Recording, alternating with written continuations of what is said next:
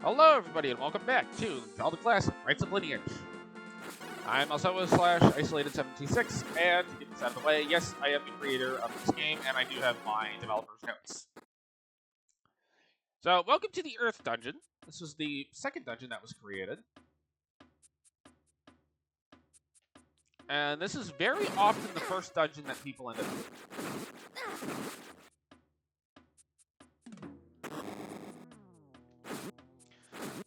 The music track in here is a little bit quieter. And oh, by the way, Dark Nuts do function the way they did in Zelda 1.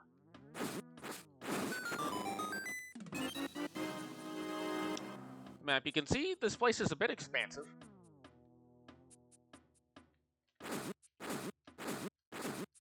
This is a guinea.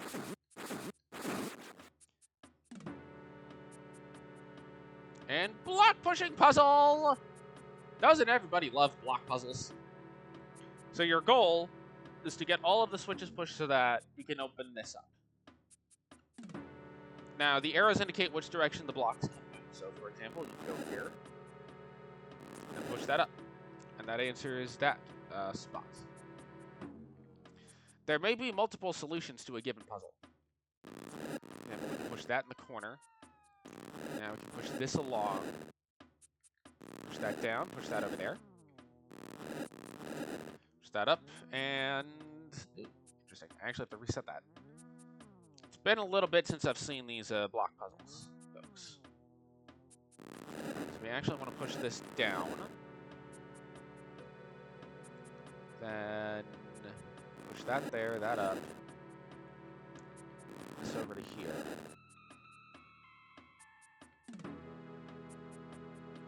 Actually, I can just push that straight up. Push this over. This block puzzle does have multiple solutions. Fun fact. Given the way that it's set up, there are multiple solutions to it. And this is where I kind of made a swap in the stair graphic. But we get a key for our efforts.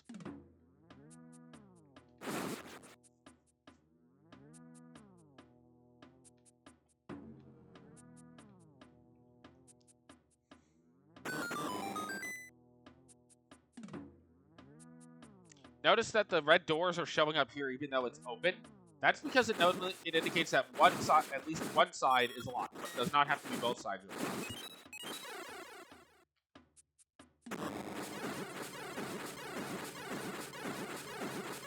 A couple of Gindas gotta die. These bombs on my enough. You get a compass showing us up over in the corner, which you can kind of tell from where the boss door is placed. Is going to have the Triforce. Get a couple of bombs there.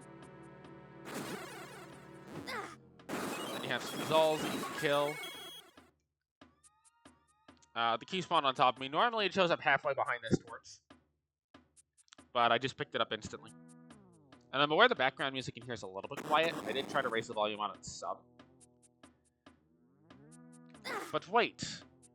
Before we go through this door up here, we can blow these blocks up to get a 10 rupees. And then we can come down here. This is one of the cases where I didn't necessarily change the number of enemies, but I changed what they are. This was originally Blue Gorillas, which is kind of brutal.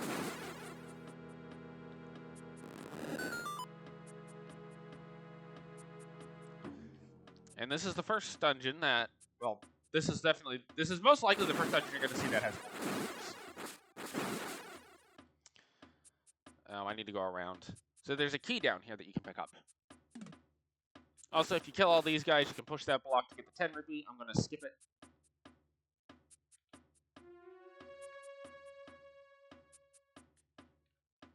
So up we go.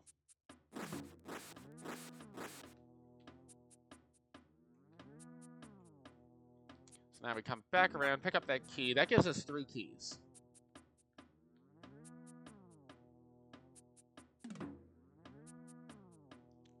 We can leave this basement area. And now we can start to come up this way. We have a couple of dark nuts here.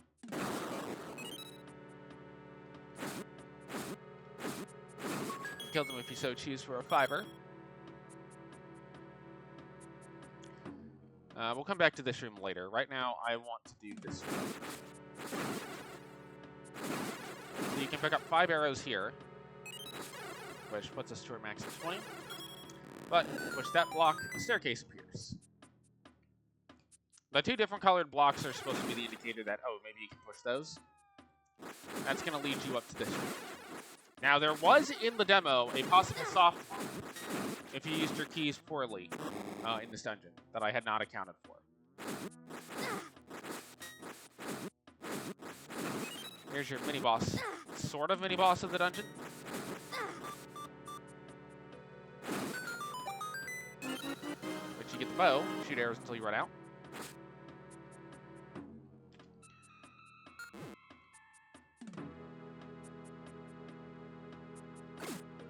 Which, yes, you do have limited arrows.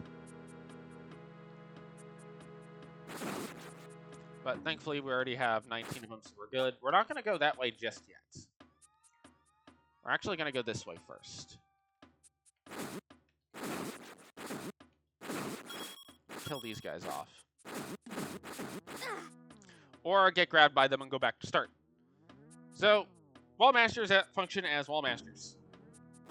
They haven't changed at all for... I didn't change their behavior at all for this game. You will still get taken back to start if you get grabbed by one.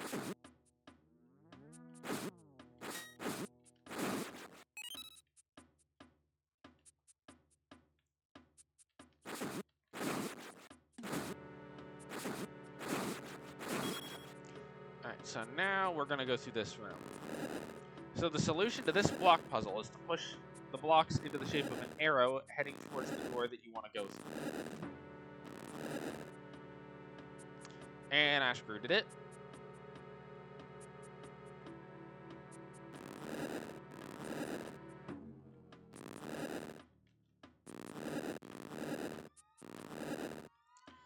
That's the trick to this room, is you want to make them into an arrow. When you do that, you can go through.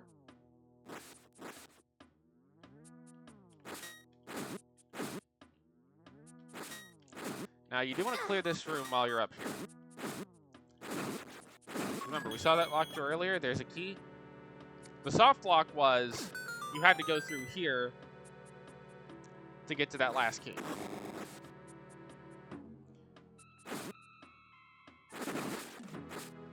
You could have easily forced yourself to be unable to complete the dungeon if you did not get the whistle before going to the left side. So I had to change it to where you could get that. Or rather, if you did everything except get the bow. Because if you did everything except get the bow, then you would need a key to get... Then you would need the bow to get to the last key, and you need the last key to get to the bow. Which would have forced you into the soft lock unless you left and got other keys and came back. Or you were willing to steal a key out of another dungeon. If you were willing to do either of those two things, then you could have gotten through. We'll go ahead and show off this room. Because now we need to go towards the other side of the dungeon.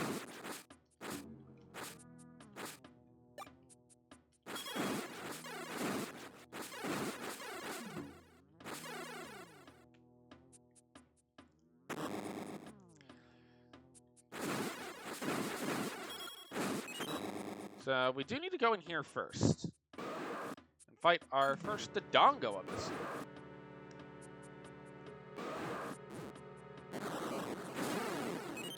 So do that to guarantee, and then the torch turns into a stair, which leads to the glove. You've got the power glove. Push heavy stones. So we've gotten the whistle, the glove, and the bow in this dungeon. And that's why I say this dungeon being the first one you do isn't actually the worst, because it does get you some nice utility items. As well as some combat upgrades. These push blocks, when darker, do require the power glove to push.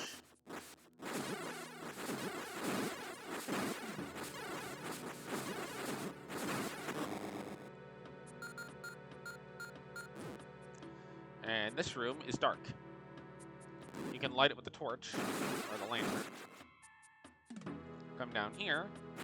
And you get a red dark nut, which has a key. Oh, I wonder if this is still possible to lock out. I wonder if it's still... No, it's not, actually.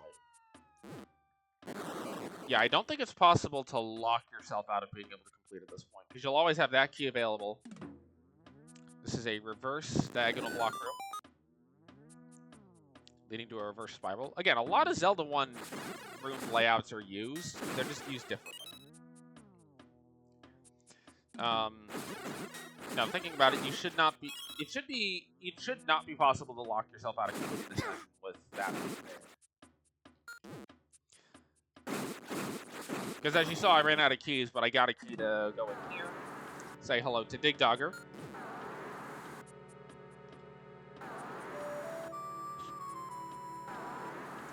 This is a one-child Dig Dogger.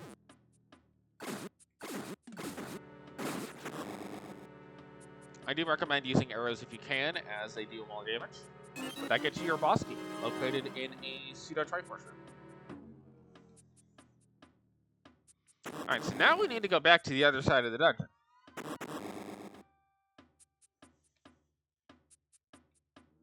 And yeah, I think every dungeon does have some amount of backtracking in it.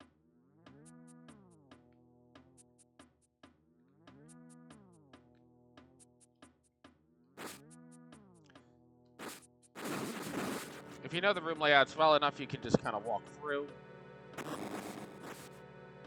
By the way, when you leave a floor, that will cause the enemies to respawn.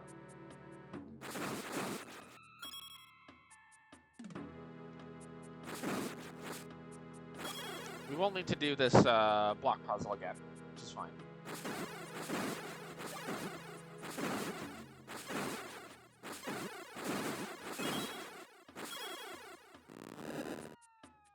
This block puzzle honestly isn't too bad.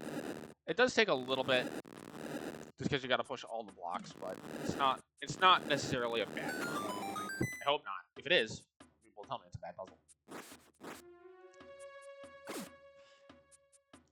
Again, you shoot the arrow there. Now you can come down here, kill off these ropes.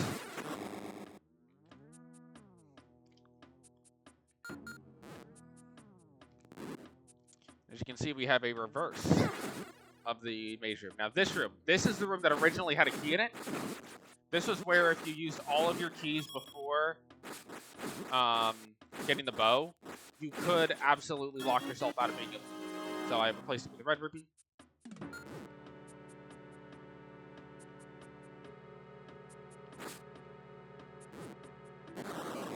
Again, place a bomb up here. You can go into this room. You do have to kill this dark nut.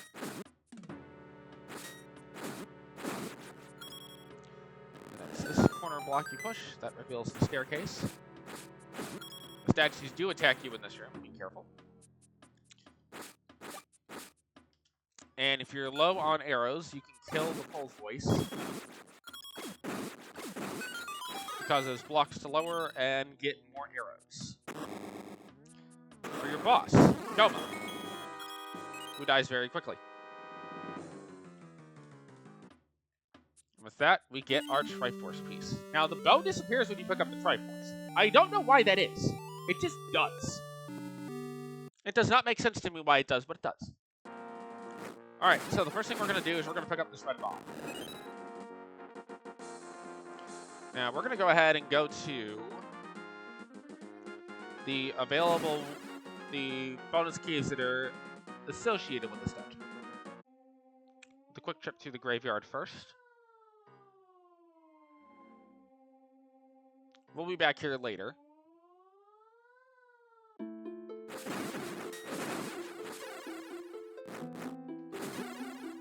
And yes, you can slip through here to get to the side of the forest.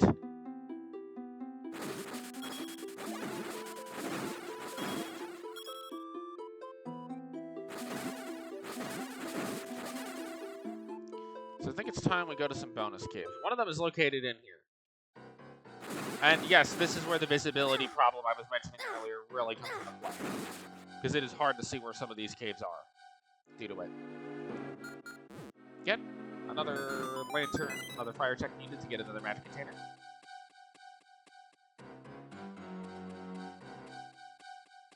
And we're introduced to crystal switches. They're basically the same as regular switches. Pick up another fiber.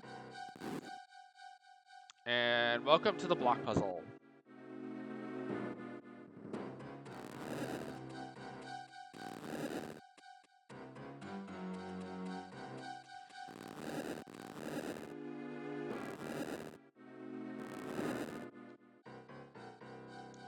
So, here's where this gets interesting. Once you've moved everything, you're going to want to basically constantly go in clockwise motions. But this is ultimately the solution you're looking for. Doing that will allow you to walk into here. You have a couple of areas, but they are optional.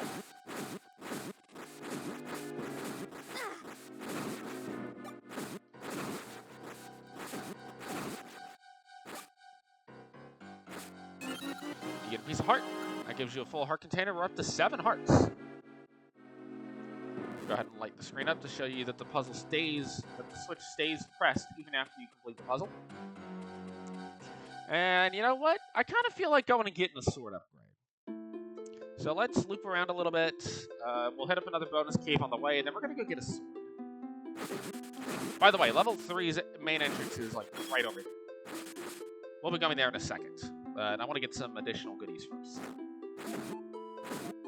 In fact, I'm going to delay one of the bonus caves that's normally associated with 2 until we do something. And I'll explain why when we get to there. But there's a bonus cave in here. Again, the visibility issue really becomes apparent. Alright, so say hello to Pull's voice. And you'll notice there's music symbols on the floor. That's an indicator that you should have the whistle coming into this place. But you can use the quiver to get yourself a quiver, and then sub-boss of Big Dog. Another one-childer. So if you wanted to kill more of these things, you can. But do that, and you get yourself another heart piece. Puts us up to 5 heart pieces so far. But again, I think we should go get a sword upgrade. We might should have gotten it before doing that cave.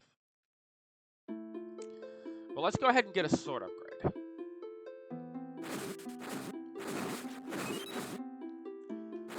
Now, the sword upgrade in question is actually located up over here. So we're going to go back to the coast. And this is why doing the dungeons in a slightly different order may ultimately be faster. If you're going for pure speed strats, doing that dungeon right next to start first may be enough to enable some goodies. However, we come back over here, and we sail east over to the Hylia Bay, and go into this house. This is Orban. Orban gives you the white sword equivalent. Technically, it's the... I don't think it's called the white sword, but it's basically the white sword. It deals double the amount of damage we were dealing before. Now, to get back over to that forest dungeon, I'm actually going to take a stair warp. We'll be back there later. So this oddly shaped piece of rocks, open it up. And we'll take the middle one. That leads us right back to the forest, right outside of Dungeon 3.